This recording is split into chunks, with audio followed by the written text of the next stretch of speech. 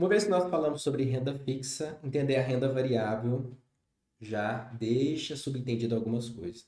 Basicamente, aqui a gente traz, né, os mesmos conceitos, públicos, exemplos, e a renda variável, diferentemente da renda fixa, que a gente já traz para um público mais arrojado. Olha só, então os investimentos de renda variável são os que apresentam maior potencial de valorização no mercado. Maior potencial, não significa que necessariamente você vai ganhar. É porque você tem que escolher ativos financeiros bons. Vou falar sobre isso. Assim, são aplicações voltadas para perfis mais arrojados, pessoas que gostam ou calcularam, né, um risco sobre aquele ativo financeiro. Os investimentos de rendas variáveis são aqueles que, ao contrário de renda fixa, não possuem uma rentabilidade pré-definida, ou seja, você não sabe se vai ganhar, inclusive você pode perder. Aqui a gente tem alguns exemplos. As ações. As ações é o quê? É um pequeno pedaço de uma empresa. Então, você tem uma empresa, há vários exemplos aqui. Vamos falar de uma empresa que geralmente as pessoas gostam, que é a Magazine Luiza. Ela já teve um momento do seu auge, hoje, talvez o momento que eu gravo esse vídeo não seja esse momento, né? Já caiu bastante. Então, quando a gente fala de ação, eu pego uma pequena parcela daquela empresa, eu fragmento ela. Então, você passa, sim, ser dono, mas de uma pequena parcela daquela empresa. Uma empresa ela tem várias ações. Só que você tem que entender onde essa empresa ela foi listada. Se ela foi listada aqui no Brasil, é o BBB. Não é o Big Brother Brasil, é o Brasil Bolsa Balcão, ou B3. E se ela for listada em outros países, obviamente você vai ter a bolsa correspondente para você acompanhar a cotação, até mesmo para fazer operação de compra e venda. Então é importante você entender essa dimensão. Então, quando você compra uma ação, você é o dono, sócio da pequena parcela daquela empresa. Você ganha dividendos relacionados àquela ação e essa ação ela pode ser valorizada, assim como desvalorizada. Por isso que você não sabe qual vai ser a rentabilidade. Mas olhando ao longo do tempo, geralmente são, né, historicamente, os ativos que têm mais valorização, isso de maneira geral, olhando o índice, por exemplo, do Ibovespa. Só que acontece, assim como algumas empresas crescem, outras também caem. Por isso que você aqui precisa ter noções de finanças e contabilidade para adquirir bons ativos financeiros. E é por isso que no nosso curso de analista financeiro júnior você teve as noções de contabilidade, para entender como é que está a visão de lucro, a visão de fluxo de caixa, o balanço de uma empresa, para que você possa sim tomar essas boas decisões. Legal? E também temos os fundos imobiliários.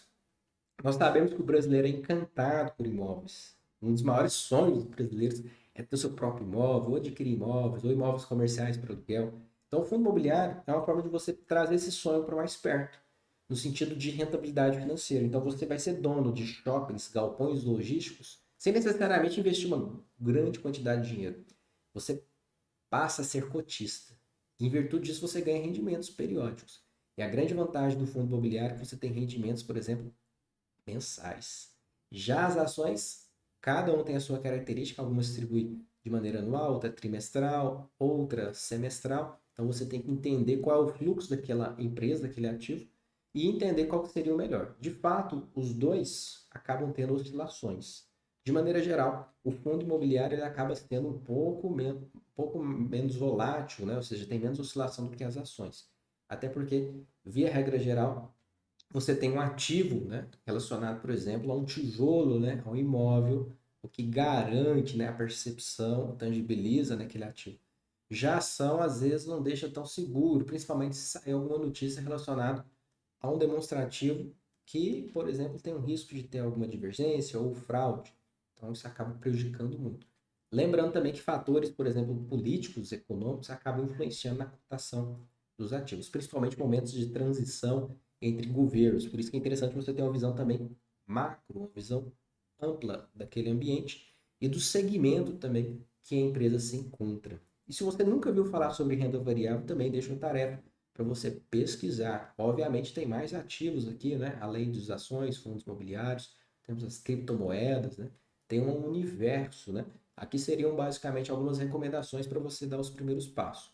É da mesma maneira que eu falei na renda fixa, eu recomendo, tá? Você abra a conta no banco, que tem a corretora, e nesse banco você comece passo a passo. Você pode comprar fundos imobiliários de R$ 10, assim como ações também nesse mesmo valor, aproximadamente, que vai oscilar de acordo com a cotação e do ativo financeiro, obviamente, para você começar a sentir e ter essa percepção, o que é melhor para você. E logicamente, para sempre investir, é interessante você investir com consciência, entendendo que faz sentido, e não simplesmente apostando, legal? E lembre-se que no longo prazo, você provavelmente escolhendo bons ativos, você vai ter esse benefício financeiro. Então, de um dia para o outro, muito pouco provavelmente, você vai ter uma grande rentabilidade, o que a maioria das pessoas acabam buscando. Talvez de um dia para o outro você vai ter um grande prejuízo. Recomendo também você pesquisar estatísticas, né, sobre day trade. Legal? Te vejo na próxima aula, a gente vai falar sobre renda fixa e variável, né? Qual é o melhor? Até lá!